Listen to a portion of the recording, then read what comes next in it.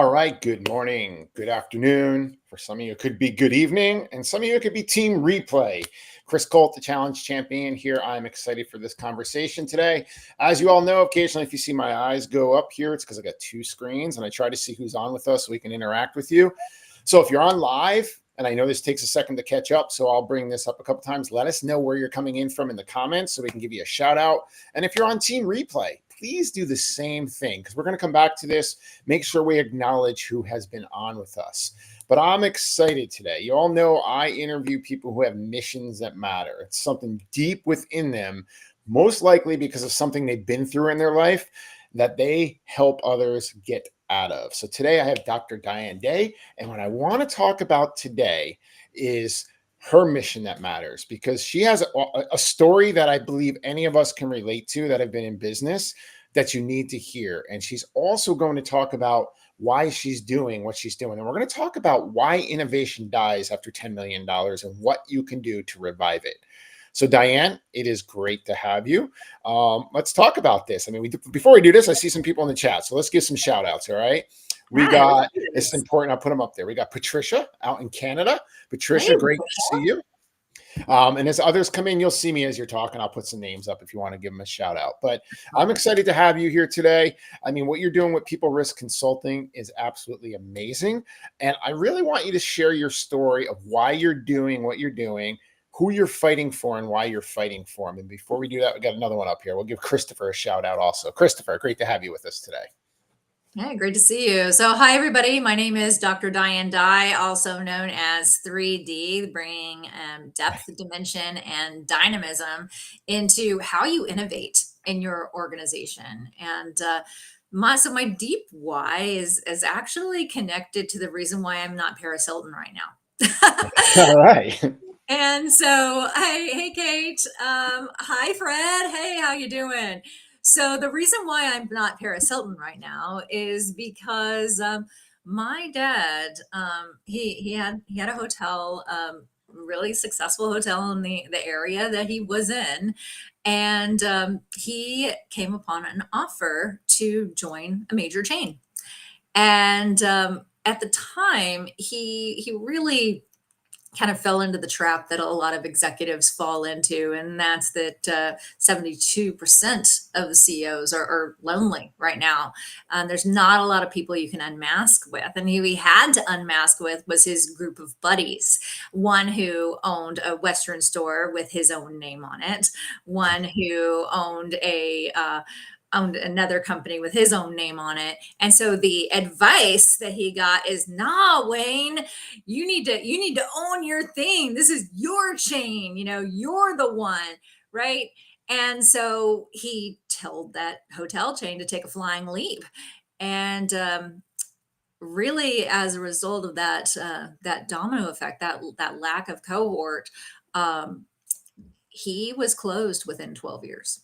So he was closed. He had to sell it. If you ever seen that movie Gross Point Blank, where John Cusack goes in, he's like, you can never go home again, but you can buy a Slurpee there. Well, there's a gas station over my old bedroom in the hotel now, and I can never go home again, but I can buy a Slurpee there. So but this pattern is so pervasive, and it's why I do what I do, because legacies matter, whether you're sitting in seat as a hired CEO or this is your own baby. It's detrimental not to innovate, and many companies' innovation dies after they hit a certain amount of success due to the self-protection that happened. And that's what happened to my dad. He just started self-protecting and not rapidly innovating, and that's what I'm here to do. I love it. That mask, people silently suffer. That's the term I use. They put the mask on and everything's great. All the things are working. And then if you get behind the scenes, it's messy, right? And it's really messy.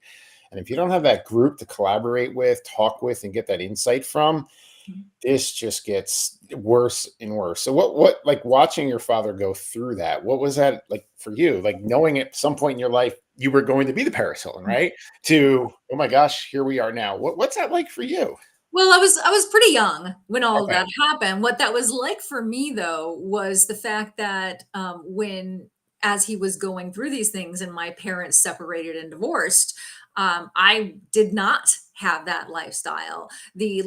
My siblings are 14 years, 15 years, and 17 years older than me. So the Okay. life that they grew up in versus the life that I grew up in was very different. I grew up on, and I don't know if we have any other former poor kids or current poor kids in the room, but as growing up as a poor kid, I I grew up on sardines. I grew up on saltine crackers and soup, Campbell's soup, and Rice Krispies. And every once in a while, I got some marshmallows to make some Rice Krispie treats. Wow. This was my life. My mom had to rebuild herself from the age of 47 and from being a very traditional wife to needing to understand what she could do to support an 8-year-old girl. And my mom went back to nursing school. So the trickle down effect for not just me, but others are the legacy is at stake, the family is at stake, like executives, we go all in on this. And these things are, trickle down, they're at stake, right? So that's what causes the self-protection, is that I have so much to lose, therefore I can't experiment. So what got you there, really pulls back, Yep. and it goes into this self-protection mode. So for me personally, I really just felt the ripple down after effects of that, and I'm actually rather grateful for the scrappiness, but also I can spot this when this That's is happening in organizations, and spot it at higher and higher levels. So the clients that I work with now, they get everyone and gets in the space. And I want to not leave something you said on the floor, Chris. You said you've got to be in a room, right? But sometimes the room is so big. So there are great rooms out there with great purposes. There's Vistage, there's EO, there's collective genius. There's so many big rooms out there, but these big rooms, trade shows, yep. what they do though is they actually encourage rather than discourage the mask. Hmm. Because you walk into Wow. these rooms and you're looking at these Light people bulb. who are doing better, right? You're doing better. And you're like, I don't want to look like I'm not. I don't want to show my struggle. I don't want to do this. So that self protection mask goes up and you make these connections, but you're making these connections because it's not safe. And I do love the authenticity and leadership trend right now, but I'm going to buck it and say it's bull. Oof. And I'll tell you why, because Yeah. it's not safe. When you're a CEO, it is not safe to be your authentic, cool, like this is what's happening with me, real me self. It's not safe to do that because you have a board that you report to. You have other C-level executives who are looking for guidance because, as the chief executive officer, you are the wind in their sails to move forward. They have ideas of their own, but they're waiting for the captain of the ship to steer. And then you have the rank and file who's also just craving direction, right? They're just craving that direction. So it's not safe to unmask in these environments. It's not safe to engage in authentic leadership until you can get authentic with a cohort where you really can take off the mask and go, dude, I've been popping Xanax every morning. Oof. I'm so stressed out. Dude, I'm afraid I'm going to end up in an orange jumpsuit for this experiment. I'm not sure. I'm not sure if it's right. Or these conversations cannot happen to your board. They Yeah. cannot happen across your C level. So my dad, back to him, his cohort, he had one guy who was speaking out, and his name is still on a Chevrolet dealership. And he's like, guy, the franchise is not a bad thing, right? But the other voices that he had were louder. And it's what you focus on increases, right? The loudest voice prevails. So I have a tool for everyone in the audience to really understand who is in your cohort right now. This dynamic nine is who you need to track. So here's what you do. Everyone take out a pen and paper. And what you're going to do is, without thinking much, you're going to write down the 9 people that you hang with the most. Oof. And this is not business. This is the 9 people that impact you the absolute most. I don't care if it's your mama. If you're super tight with your mama, put your mama down. So very quickly, list your 9. Your next column, you are going to have an up arrow, a side arrow, or a down arrow. Now I'll tell you what these arrows are. This up arrow is an upshift. This is the individual that when you are around them, you can be you. You can be real. They help you innovate. When you come to this person with a problem, they don't sit there with the popcorn and they don't ag you on. And so they're not the person in the comments, right? Because, we all are in social media. We know that attention is revenue right now, right? Yeah. So they're not the person who's agging you on. They're not that person. They're the person going, man, if you've seen the Brene Brown video that teaches about empathy, they're the person that crawls down the hole with you and says, I can't even imagine what you're feeling right now, but I'm here for you. That's that upshift person. And then they ask you questions, they share from their own experience, they create this one-on-one safe space that I studied in my dissertation. They create that safe space for you, and therefore you accelerate. Okay, so that's the upshift. Okay. The side shift is all about status quo. This is the comfortable person. This is the person that, like, you sit there, you read your books, you do your thing together, you might do some activities, you might play golf, but nothing really great is happening out of this. If you're going for something, if you have a new great idea, they're like, yeah, that sounds great, whatever you want to do. Yeah. They're not necessarily co-signing the bull, but they're not lifting you up either. Yep. They're just kind of that mid-level. Okay. The next one is the downshift. These downshifts are when you have to pay attention. These are your energy vampires. Oh, I don't like those. Yeah. Yeah, these are your energy vampires. These are people who, when you're in the muck, they say, let me play in the muck with you. Yeah, they're terrible, aren't they? And they start throwing mud balls. And in my workbook, Creating Critical Opportunity, which I launched during the pandemic to help save businesses that were unable to innovate during that time, I call it joining forces with hate. On the downward spiral, right? Yeah. Right. It's that person on the downward spiral. There's a direction that you can go when you're in that spin. And one of them is isolation, which no wonder 72% of CEOs decide to go there, right? Because it's preferable to the other one, which is I'm looking for someone to help me stay in shame, stay in blame, disavow, stay in my ego. I'm too good to or not good enough to. What all these things are, these downshifters, these are data blockers. You need to consider these people as pure blockers to your data. So the mid shifters, they co-sign status quo. They're not going to help you innovate. And your upshifters. So I'm curious, for those watching, drop in the chat. How many upshifters do you have in your list of 9? How many upshifters did you just clock? Because the first time I did this, I did not have that many upshifters. I was really, the last part of this list, and then I'll jump on to explain why the upshifters are important. Yeah. The last part of this is how likely are they to engage with you? Because you can have an upshifter that you don't engage with. Yep. You can have an upshifter where, like I have upshifters. I have videos that I watch. I have, I have this and that podcast and that, and I watch Chris Colt and I do all this stuff. But how do they actually engage with you in the moments where you're exactly, Patricia, stay stuck, right? You stay stuck. So even if you have an upshifter in your life and you're not engaging, they're a mid shifter. So get real with that. How likely are they to engage?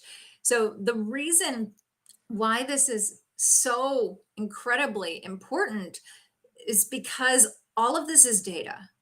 Your problems are opportunities. And the reasons why organizations get stuck at 1 million, 10 million, 50 million, 100 million is because the data isn't coming to them or they're ignoring the data. So the only way to come into presence with that data is to become aware of what I call the domino problem. Okay. What is that one domino that you pop over and the rest of them go? Brrr. So become aware of that. Become conscious of the dimensions of that domino. Who's surrounding that domino? Okay. And then you get dynamic with the solution. And when you get dynamic with the solution, that means that you have multiple inputs, not advice. This is really important. You go into these big rooms, you're going to get a lot of advice. You're going to get a lot of people telling you should do that. You should do that. You should do that. Anyone who says the word you should, look at the data. So you need to know how to experiment, right? How do you experiment? Patricia, great that you've been getting rid of the side and energy vampires. It is the only way to go to a higher vibration. But also these upshifters, you need to understand what is the one-to-one experiment with these people. Where do they sit? You can have an upshifter in the financial piece. You can have an upshifter in the high vibe piece. Not every upshifter is going to be an upshifter in every area of where you need to go to grow. And it has a lot to do with that domino, right? So if you're like, no problem, Di. I have 9 upshifters. I'm doing great. And they're all upshifters in personal motivation. I'm as motivated as ever. Awesome. Your problem's in finance. So yeah, that's a good point. How many upshifters you have. So curation. Ooh, that's a light bulb right there. Yeah. Curation is so important, right?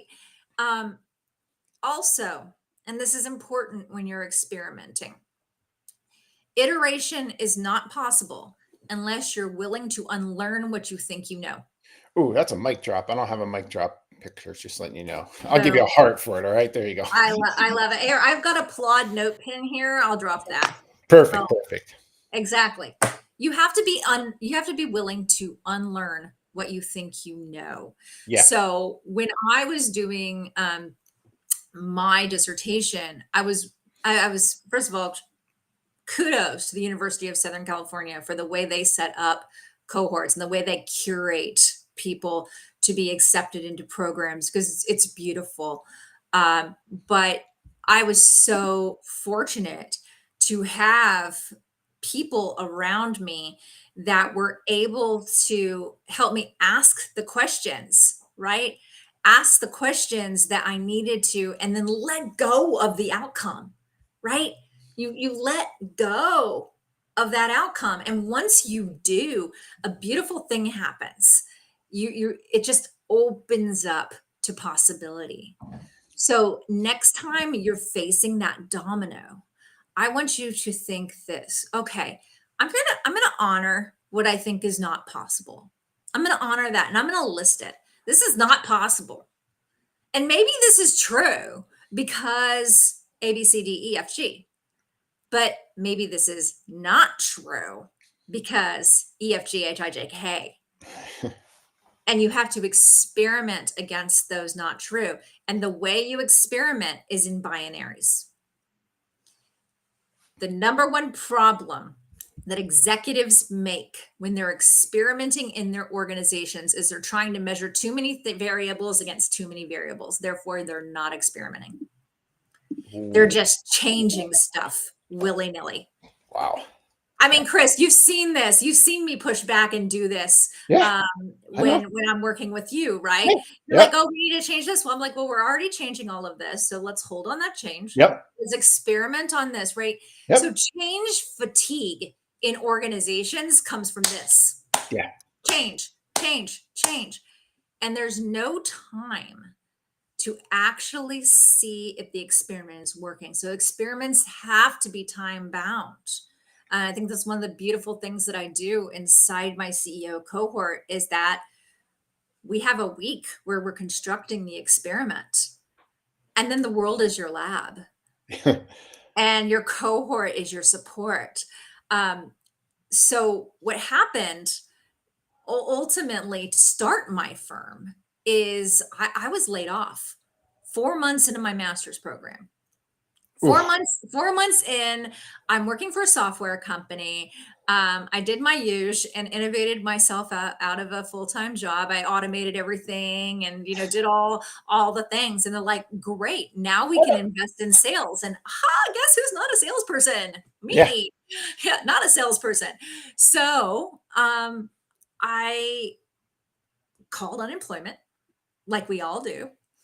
And they said, well, you need to be able to accept any and all full-time work, which means you have to quit your master's program.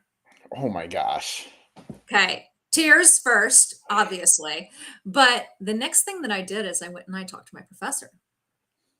And I said, this is what unemployment is telling me. And this is an important question. She asked me, what do you want? What do you really want? And as CEOs, we know this. It all starts with vision. We know what we want. Yep. It's just that the obstacles can get in the way. And I'm, quoting Ryan Holiday, the obstacle is the way. You got that book right there. Yeah, exactly. It is the way, but you have to know how to make it the way. You can't just, affirmations are fantastic, but affirmations without action, again, are bull. They're bull. Yep.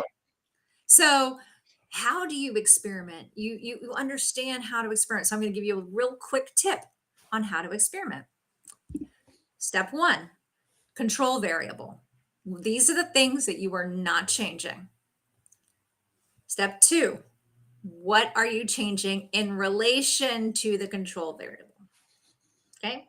Step 3, what research question are you actually trying to solve? That's your domino. That's your domino. When you have these 3 things, and then you know who is the audience for this, you now have a pair of lenses. You have a pair of glasses now that you can put on, a pair of glasses that isn't you. And this is incredibly important because we get so close to our problems when we have an actual structure for our experimentation. We can remove ourselves and just get curious. And when we're willing to unlearn what we think we know, then we open up to innovation. So that self-protective thing that I talked about earlier, that I've got to hold on to it because I'll lose it. That's where my dad failed. That's where I could have failed when it came to my story. So ultimately, USC has a really great thing where they cohort you up and they put you. I learned more in my master's program about how to work in teams than ever, because every project, like 90% of it, was teamwork. And I had this group of 4, and I'm friends with them still today. And I went to them. I'm like, Anna Marie, I just got laid off. I want to start my firm. I'm terrified. What do I do? And she's like, I'm not going to tell you what to do.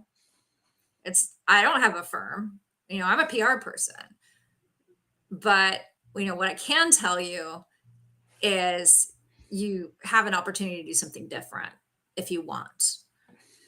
And so I really leaned into that something different. And I'm like, great, I'm going to experiment. And then what I did is I called people. So I knew who my 9 people were. And at the time, you've heard about the power of 5. That's not a foreign concept, that you're the average of the 5 people you hang out with. You lie down with dogs, you get fleas, all the things. But I had that in a cohort that was cultivated for me. So I was able then to reach out to these other people. And that's how I got my first client, is I was actually referred to a client I still have today. I'm still the trusted advisor to the CEO, COO, CFO of this organization. And it's because I was willing to unlearn what I thought I knew. And I was willing to involve the right people. The people that you involve in that process is so important. It's so incredibly important. So that's how the firm started. But the biggest block is the word no. And I want to challenge everyone who's listening to this today to really ask yourself, what am I saying no to? That's a big one. That is a big one. What am I saying no to? What am I saying no to because I'm afraid? What am I saying no to because I've built something amazing and I don't want to shake up status quo? Who are the people, places, processes, systems that I am saying no to? Am I saying no to myself?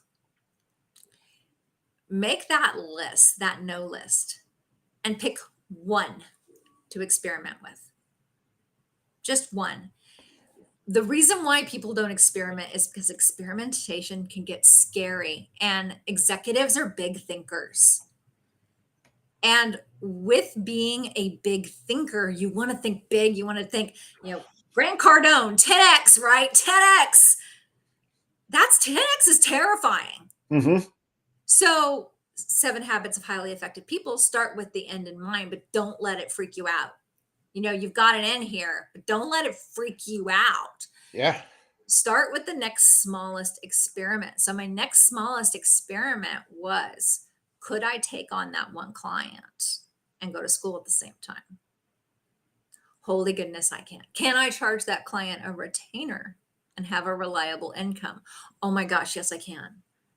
Right? So I started stacking up the yeses. And as my old mentor, Brennan Burchard, used to say, and still says, competence grows confidence. So when you're collecting evidence, you're experimenting along the way, and you're getting these wins, you're iterating. And guess what? If it goes wrong, now you have a different section in the flow chart, right? And you go that way. But that's what iteration is, and it's what stops innovation is the failure to iterate.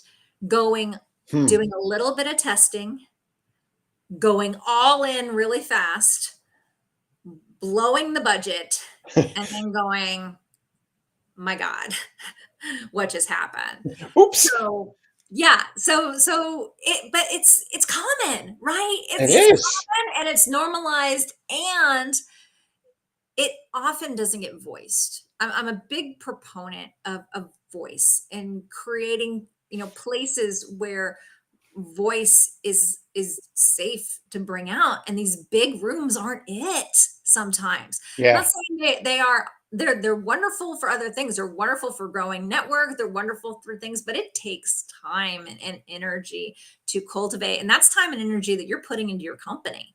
Yeah. Right. You don't have time to cultivate. And I look at the tech CEOs right now that are at the tippy top, the Sam Altmans, et cetera. And they do cohort, but they cohort at their echelon. So also on that divine list, the next column is, what's their revenue level? If they're not at or above where you are they really in your arena? Wow. Are they bloody like you? Do you have a great upshifter, but that upshifter is actually stagnant themselves? That's a big one. That's huge. That would actually a lot of people come to mind. I know right now they're stuck for that exact reason. That I'm visioning like 10 people right now, and I know exactly why they're stuck. Right. So you have these great upshifters, and they are great people, and they're fantastic, and they are the wind in your sails, and they are just downshifting themselves. Yeah. But they can upshift for you. So having that cohort, and that was a great thing about being at USC, right? Because we had all gone through the same vetting process. We had all paid the same tuition. We were all in this fight together at the same level. And we rose together. And if we had this thing at USC Rossier where I got my doctorate, no doctor left behind. And Like if that. we saw somebody who was at risk, and we have a couple who are graduating this year versus last year when we all walked, and they're continuing because we picked them up. You say, no, we're at the same level, right? So just because Yeah. you start at the same level doesn't mean everyone rises at the same level. Yep. And that's when you pick each other up, and you have the energy to do that because you've taken care of your business and you rise together. I have been in some programs where they put far too much responsibility on, there's downshifters. Well, Right okay, there. and That's what's truth right there. yes, and well, what's insidious about it, Patricia, is there's a whole industry built on it. Yeah. There's a whole industry saying, here are all your problems. They're really overwhelming. Don't they feel heavy? Oh my God, let me save you. Ouch. Like, that is not something that I ever do. I always approach the one domino, always, in all ways, because you don't overwhelm in that way. Overwhelming someone, info bombing them, like, here's all the things. Even this talk, I surround it around one tool. Yeah. This is one tool. I Yep. want you to do this list. That's it. Do I, this list, come into awareness, consciousness, and humility about where you are with who you're surrounded by. That's it. End of story. Now, I'm not telling you, oh my God, now I've come aware and now I've got to cut all these people out of my life. No, it's not about that, but it's about, good to great, right? The right butts in the right seats. yep. It applies to your network too, right? I'm not saying disown your mama. I'm saying that your mama may not need to know about your business. Yep. my mom my mom is the sweetest thing. She's 90 years old, and she came out on the other side of this totally unscathed, to close the loop on that story. She came out of this unscathed. She became a nurse. I grew up on the nursing home couches while she became a nurse at a nursing home, and she had a nice long career. She's 90 years old. She's in great health. My dad passed away when he was 67. Oof. He never grew that cohort. There's a lot at stake in that list of no's, and that dynamic nine, because he was really surrounded by a lot of people who said, yeah, Wayne, great idea. I mean, I think that's probably my number one pet peeve for myself, is if I wanted a bunch of people telling me, great idea, Dr. Dye, great Uh-huh. idea, I love that, I will great idea my face into a wall. Right, right, because that's why we're executives, right? We're the visionaries, right? The other people are the operators, the other people are the doers. But we have to have the ideas that are backed by the metrics, that are backed by this, that, and the other. And with 72% of us doing it alone, and then if the remainder are surrounded by yes men, what a tough place to be. Yeah. And I've had clients like that. And the other client that really kind of drove this deep why for me was a client that they really made it. Their beauty product was on the face of Katy Perry. They were behind the stage at the Oscars. They were in Wow. Ulta, Sephora, all the major retail. They were in everything.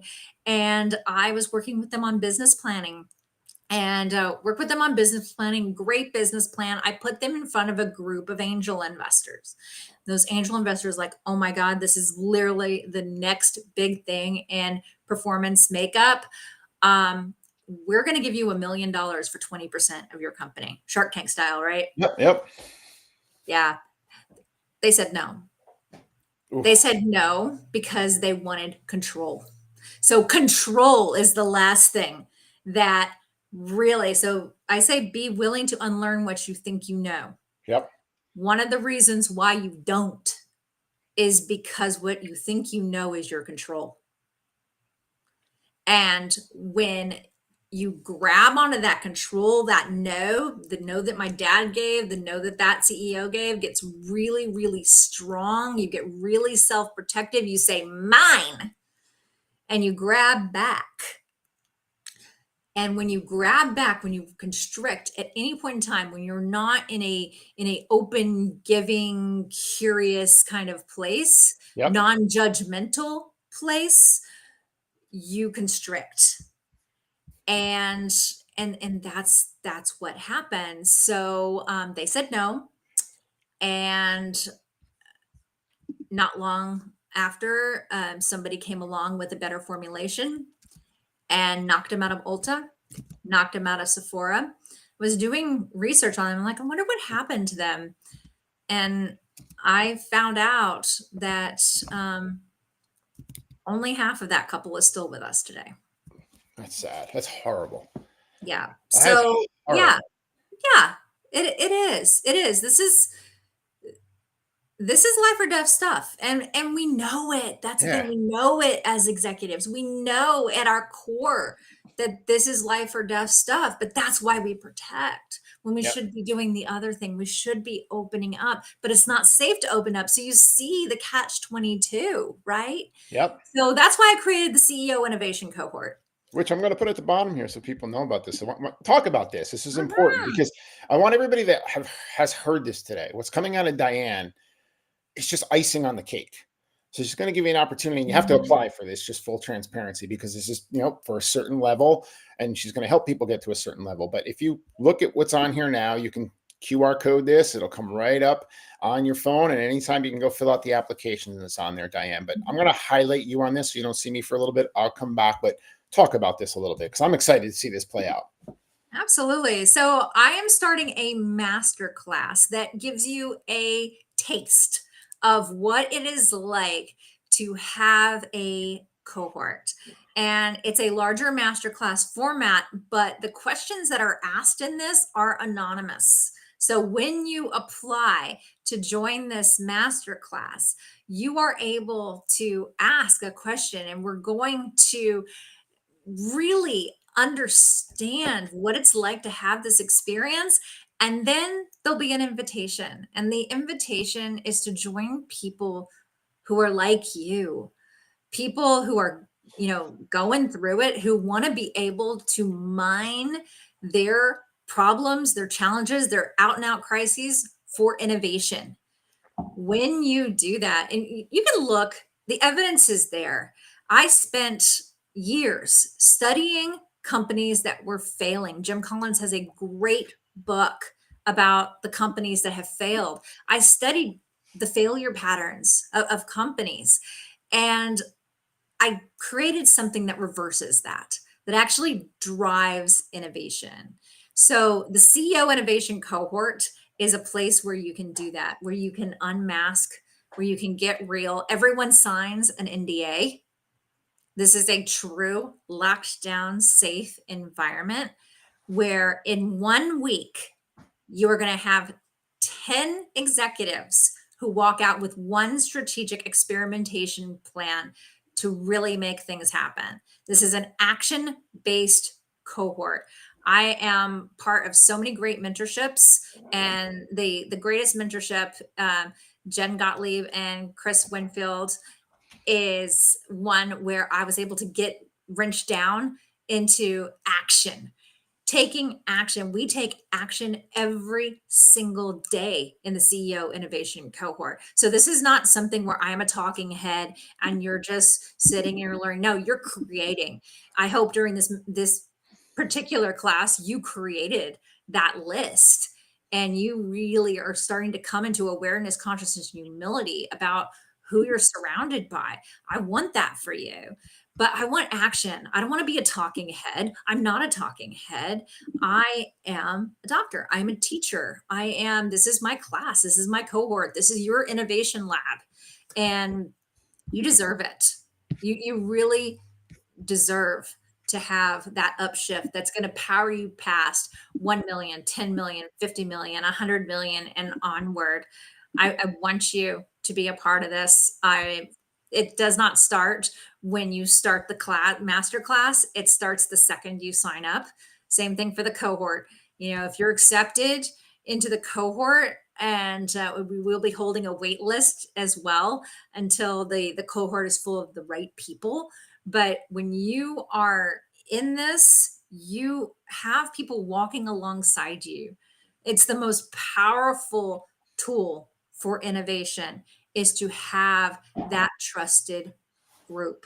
If you look at how all the major companies have been built, they have not been built by yes men. They have not been built by non-trusted groups. They've been built by bonded executives. You see movies. This is really, really interesting to watch. How many directors bring the same actors along with them? They've created their cohort. You deserve one too. Absolutely. And I mean, the level of when I first met you, like I knew right away when I first met you, Diane, I was like, this woman has fire in her. And there was a reason for it, right? I didn't know your story until you actually shared it with me, but I could just tell. And the energy you give off, right? This is your heart and soul right now, what you're doing. So I encourage you, take the time to apply. You'll go through a simple process, get in the master class, and then we will continue these going forward. But like she laid out the line of where she's going to take you. Master class to a nice intimate cohort. And that's where massive change is going to happen. So as we go ahead. As we wrap up here, I'm going to let you close it out. Patricia actually asked a question in the chat. CEOs are my clients. I've made many millionaires. I'm not. Can we still apply? If I get a cohort of those who help CEOs, great. What I would encourage you to do is invite your CEOs to this so that you can look really good. And then tell others who are consultants about this, and I'll curate a cohort of consultants. One thing that is, I have 100% promise here. You're not going to be a CEO in a room of people who are looking for you to be their client. That's incredibly important to staying safe and something that I'm committed to. But Patricia, invite your CEOs to the cohort and invite other consultants to the cohort, and we'll match you with those who are at your level.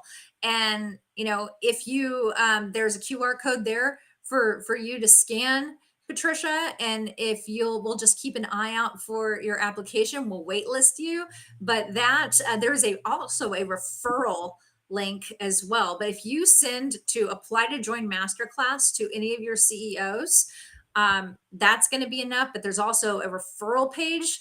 If you apply and then you list yourself as other, you're going to get an email to a referral page, and you're going to be able to refer someone that you care about into this program.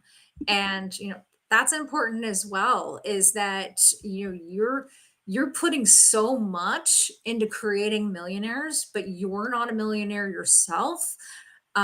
You need people to rise with. You need this too. So if we can cultivate a cohort of people, people who are like, you, fantastic. But meantime, please prove the pudding and put your executives in this, because it's going to do nothing but make you look really good.